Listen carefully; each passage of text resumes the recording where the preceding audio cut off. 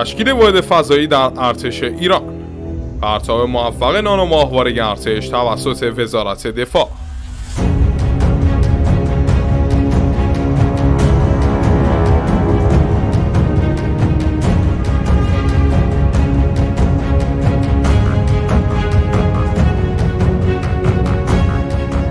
سلام عرض ادب خدمت همراهان عزیز چنل جنگاور. خیلی خوش اومدید به یه ویدیوی دیگه از چنل خودتون. امروز قصد داریم حول محور پرتاب فضایی ارتش در خدمت شما عزیزان باشیم و یه نگاهی به فعالیت‌های فضایی ارتش کنیم که این چند سال به صورت چرا خاموش در حال پیگیری بوده. پس ممنون میشم تا انتهای ویدیو همراه ما باشید. قبل از همه چیز اگه تا الان ما رو سابسکرایب نکردید حتما ما رو سابسکرایب کنید و با لایک و کامنتاتون از تیم ما حمایت کنید تا خانواده جنگاور بزرگتر از گذشته بشه. طی روزهای گذشته بود که ارتش رسما اعلام کرد که وارد بخش فضایی شده و میخواد در امور فضایی واحد خودش رو تشکیل بده تا بتونه از فضا به نحو احسن استفاده کنه. طبق گفته چنل دانشگاه فرماندهی ارتش، هر ارتشی نیاز داره تا در بحث فضایی حضور داشته باشه، از جمله ارتش ایران و از طرفی هم نیروهای دیگه ارتش، علل خصوص نیروی دریایی ارتش واکنش بسیار مثبتی به چنین پرتابی داشته، چون که میخواد از ماهواره در امر دریانوردی استفاده کنه. البته نیروی زمینی ارتش هم برنامه‌هایی برای ساخت ماهواره داشته و ما قراره در این ویدیو این موارد رو بررسی کنیم. طی روزهای اخیر بالاخره ارتش هم اعلام کرد که با همکاری وزارت دفاع ماهواره فضایی رو در مدار 410 کیلومتری قرار داده و این ماهواره با موفقیت به مدار تزریق شده. که حقیقتا این کار باعث غافلگیری خیلی‌ها شد. اما این غافلگیری تنها مورد غافلگیری ارتش نبود، چرا که ارتش اعلام کرد به صورت چرا خاموش در سالهای گذشته یک ماهواره نظامی دیگر رو در مدار قرار داده و اولین ماهواره ارتش به صورت کاملا محرمانه به مدار زمین رفته. البته در سال 1400 خیلی از رسانه‌های خارجی و داخلی این مورد رو اعلام کرده بودند و اما هیچ یک از مقامات ارتش این تزریق رو اعلام نکرده. با توجه به اخباری هم که حالا منتشر شده، ارتش قراره یه منظومه ماهواره‌ای برای خودش بسازه و یک واحد فضایی رو تشکیل بده. البته ارتش هوافضایی خودش رو داره، اما این واحد فضایی مستقل خواهد بود، چون که هوافضایی فعلی ارتش زیر نظر نیروی هوایی ارتشه. اما همین اول ویدیو یه نگاهی به دومین ماهواره فضایی ارتش بندازیم. ماهواره فخر یک ماهواره مخابراتیه. ماهواره فخر یک به منظور پاسداشت خدمات شهید محسن فخریزاده به نام فخر یک نامگذاری شد و وزن اون کمتر از 10 کیلوگرم که باعث میشه در رده تاسواره ها قرار بگیره. و ماهواره فخر یک با مأموریت اثبات فناوری‌های کلیدی در منظومه ماهواره‌های مکعبی به فضا پرتاب شد.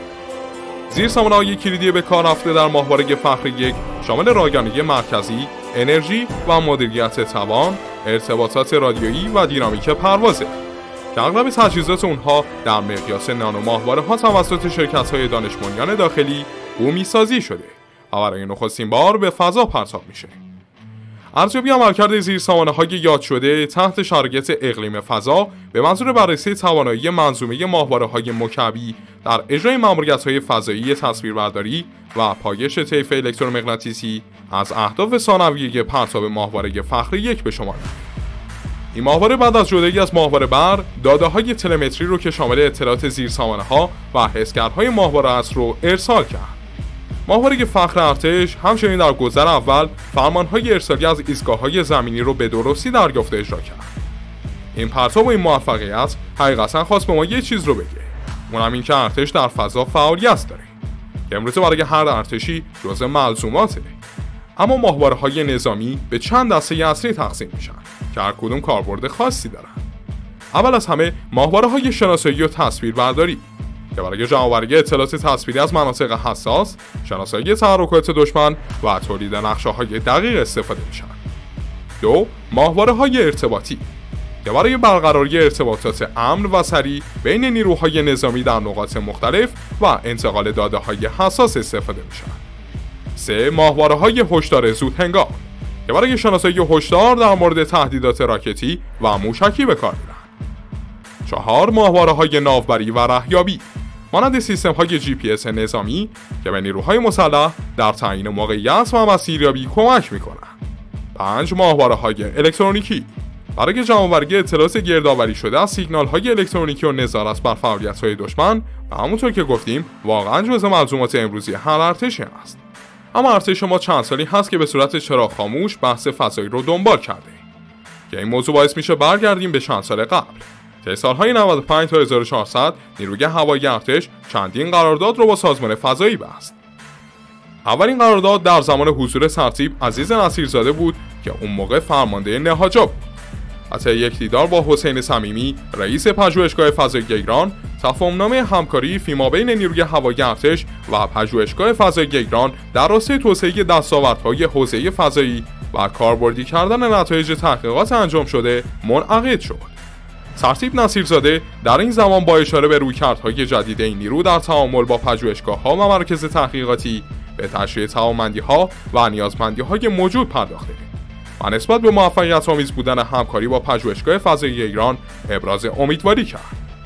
همچنین به گزارش روابط عمومی ارتش، حسین صمیمی رئیس پژوهشگاه فضایی ایران هم ضمن تشکر از ارتش به تشریح توانمندی‌های پژوهشگاه فضایی ایران در حوزه فناوری‌های فضایی و سنجش از دور پرداخت و گزارش از دستاوردهای حاصل شده ارائه کرد. اما دومین قرارداد نیروی هوایی ارتش طبق گفته روابط عمومی ارتش عین انعقاد تفاهمنامه همکاری مشترک بین پژوهشگاه فضایی ایران و نیروی هوایی ارتش با هدف توسعه و کاربردی کردن فناوری‌های فضایی بین پژوهشگاه فضایی ایران و نیروی هوایی ارتش بود.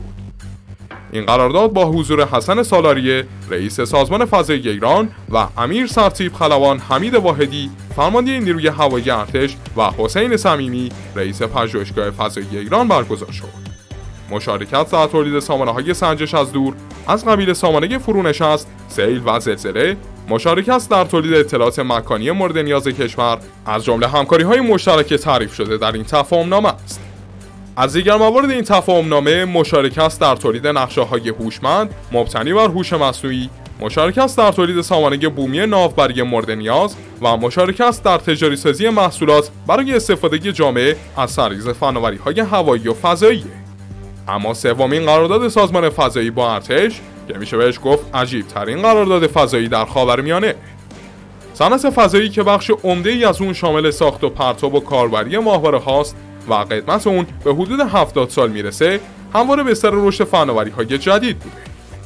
یکی از دلایل این امر رسیدن به کارایی‌های بالاتر مورد نیاز و دیگری هم هزینه‌های بالای پرتاب ماهواره بوده. هرچند اقتصاد رو به رشد فضا که در زمان حاضر حدود 900 میلیارد دلاره و طبق پیش‌بینی‌ها تا کمتر از 20 سال آینده به 1.5 تریلیون دلار خواهد رسید، کشش کافی برای ادامه مسیر پرتابگرهای مرسوم رو همچنان ایجاد می‌کنه. اما راهکارهای نوآورانه برای تزریق ماهواره‌ها به مدار همواره مورد بحث بوده و توسعه ماهواره‌برهای سبک و کوچک با استفاده از روش‌های متنوع برای پرتاب از جمله حوزه‌های نوآورانه در عرصه پرتاب فضایی محسوب میشه. یکی از این راهکارها که از عرصه فکر به عمل تبدیل شد، پرتاب ماهواره با استفاده از ترکیبی از موشک حامل و هواپیما بوده که مزیت این روش پرتاب عدم نیاز به موتورهای پرقدرت و پیچیده مورد نیاز برای مرحله اول ماهواره برها بوده. در واقع هواپیمای حامل وظیفه انتقال ماهواره بر رو تا ارتفاع حدود 10 کیلومتری به عهده میگیره که بخش بزرگی از لایه غلیظ جو رو شامل میشه.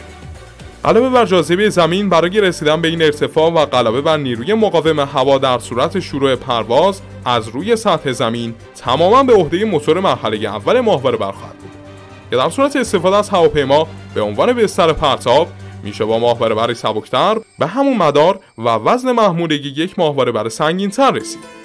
این در حالیه که هواپیمای بستر پرتاب رو میشه صدها بار در همین نقش مورد استفاده قرار داد که صرفه‌جویی اقتصادی قابل توجهی داره. و در صورت قابل بازیابی بودن خود ماهواره برق باز هم صرفه اقتصادی بیشتر میشه که تاکنون چندین شرکت آمریکایی از این روش استفاده کردن و موفق شدن بیش از 100 ماهواره رو در مدار قرار بدن که کاری به موفقیت دوستان آمریکایی نداره. در سالهای گذشته و به مناسبت روز فناوری فضایی در ایران، مطالبی راجع به علاقه‌مندی بخش فضایی کشور به توسعه ماهواره بر قابل پرتاب از هواپیمای بوئینگ 747 نیروی هوایی ارتش منتشر شد. برخی منابع هم تفاهمنامه امضا شده در زمان امیر نصیرزاده که بین نیروی هوایی ارتش و سازمان فضایی کشور بود رو علاوه بر مزایای اون در همین راستا ارزیابی کردند. این اخبار چند سبایی فراگیر شده بود که بالاخره ستاد ارتش اونو تایید کرد و اعلام کرد که نیروی هوایی ارتش قراره با همکاری سازمان فضایی از بوئینگ 747 به عنوان حامل ماهواره استفاده کنه. نکته که شاید جالب توجه باشه اینه که شرکت‌های آمریکایی که موفق به اجرای این نوع پرتاب شدن، پس از اولین پرتاب ناموفق، سریعاً 3 پرتاب موفق با حدود 20 ماهواره رو به ثبت رسوندن. بعد از این دو شرکت، یک شرکت آمریکایی به نام ویرجین اوربیت از هواپیمای بوئینگ 747 استفاده کرد. در نتیجه این راهکار میتونه برای کشور ما که هم دانش و تجربه مناسبی در حوزه صنعت هوایی داره و هم در زمینه فضایی برای پرتاب طیفی از ماهواره‌ها مورد استفاده قرار بگیره. اما آیا ارتش میتونه از ماهواره برهای فعلی خودمون در راستای این مورد استفاده کنه؟ جواب مثبته. یکی از پرتابگرهای آمریکایی‌ها پرتابگر لانچر وان بود که دارای طولی به اندازه 21.23 متر و جرم 25.8 تنه که طول و جرمی نزدیک به ماهواره ایرانی سفیر 1 ایران داره. البته قطر مرحله اول اون 1.62 متر و مرحله دوم اون 1.27 متره. این پرتابگر توان حمل 300 کیلوگرم بار رو به مدار 500 کیلومتری با زاویه میل مداری حدود 98 درجه داره. همچنین میتونه محموله 500 کیلوگرمی رو در مدار بیش از 200 کیلومتری با زاویه میل مداری پایین تزریق کنه. برای مقایسه کارایی لانچر وان با سفیر و سیمرغ باید به دیتای اونا مراجعه کرد. این ماهواره بر عدد محموله اون برای زاویه میل 55 درجه است که اطلاعات سفیر و سیمرغ در این زاویه میل اعلام شده حدود 425 کیلوگرم برای مدار 500 کیلومتری به دست میاد. این میزان 70% بیشتر از ماهواره بر 80 تنی سیمرغ برای مدار 450 تا 500 کیلومتری دایرویه که در مرحله اول خودش سازی با قطر 2.4 متری داره. در حالت کلی پرتابگر لانچر وان میتونه 500 کیلوگرم محموله رو به مدار 230 کیلومتری برسونه. برای مقایسه ماهواره بر سفیر 1 میتونه 50 تا 60 کیلوگرم رو به مدار 250 کیلومتری با همین زاویه میل برسونه. یعنی در بهترین حالت 1/8 لانچر وان. این امر کنار مزیت استفاده گسترده از مواد مرکب غیر فلزی در این پرتابگر به سبب پرتاب از ارتفاع توسط هواپیما به دست اومده. تازه هزینه هر پرتاب لانچر وان بین 10 تا 12 میلیون دلار اعلام شده و رقم هزینه به ازای هر کیلوگرم رو بین 20 تا 24 هزار دلار با فرض استفاده از بیشینه وزن محموله قابل حمل نشون میده. این رقم برای پرتابگرهای سبک و مدارهای پایینی رقم متوسطی در عرف جهانی محسوب میشه. با در نظر گرفتن ضریب کاهش هزینه در ایران نسبت به دنیا که در تمام محصولات بومی ایران قابل مشاهده است، به کارگیری این روش برای پرتاب ماهواره‌های سبک در ایران بسیار به صرفه خواهد بود. به علاوه پرتابگر لازم برای این شیوه مأموریت هم با زمان هزینه کمی از روی پلتفرم‌های موشکی موجود قابل دستیابیه که به سهم خودش سبب کاهش هزینه‌های توسعه خواهد شد. دیگر پرتابگر هواپایه‌ای دارای سابقه عملیاتی یعنی پگاسوس دارای قطر 1.27 متر و جرم 18.5 تن و 3 مرحله‌ایه و عملاً پرتابگر قاصد 1 سپاه بسیار نزدیک به این مورده. اما پگاسوس میتونه بیش از 440 کیلوگرم رو به مدار لئو برسونه که حداقل 15 برابر توان حمل قاصد 1 به مدار لئو. در آخر این روش برای ما مناسبه. ولی خب تاکنون هم ارتش از ماهواره بر سیمرغ برای پرتاب‌های فضاییش استفاده کرده. سیمرغ دومین ماهواره بر ایران پس از ماهواره بر سفیره که در مرحله نخست از 4 موتور کلاستر شده ماهواره بر سفیر برخورداره و 144 تن رانش فراهم می‌کنه. در مرحله دوم از تعدادی موتور کوچکتر که مؤثر توسعه موتورهای مرحله دوم سفیر هستن نیرو میگیره. مرحله اول دوم سیمرغ تماما سوختمایه است و این مسئله اون رو به بزرگترین و سنگین‌ترین پرتابگر سوختمایه ایران تبدیل کرده که از پایگاه فضایی امام خمینی سمنان پرتاب میشه. همونطور که گفتیم سیمرغ توانایی حمل 250 کیلوگرم محموله به مدار 500 کیلومتری زمین رو داره. تاکنون ارتش 3 بار از سیمرغ استفاده کرده که 2 بار اون موفق و 1 بار هم به شکست ختم شده. طی اون 2 بار ارتش 2 ماهواره را در مدار زمین قرار داده که اکنون از هر 2 ماهواره داره استفاده میکنه و اون پرتابگر هم که منجر به شکست شد حامل 2 ماهواره ارتش بود. البته این مورد رو هم یادآور بشم که ماهواره خیام هم فعالیتش به صورت مشترک با نیروی هوایی ارتش کنترل میشه و سازمان فضایی کشور اونو در اختیار نهاجا داده. فعلا ارتش تنها کاربر فعال ماهواره‌های نظامی در ایرانه. اما چرا میگیم فعال؟ به این دلیل که عمر عملیاتی ماهواره‌های هوافضایی سپاه چند ماهی هست که تموم شده و این سازمان هیچ ماهواره فعال نظامی نداره. تا چند وقت آینده که قرار ماهواره نور 4 رو به فضا پرتاب کنه. در آخر ویدیو هم باید به بچه‌های ارتش تبریک بگیم که این چند سال بدون از چشم همه در حال توسعه مرکز فضایی خودشون بودن. و حتی قبلتر از هوافضای سپاه وارد عرصه فضایی شدن و قرار بیش از 10 ماهواره برای ارتش ساخته بشه و منظومه نظامی خودش رو تشکیل بده.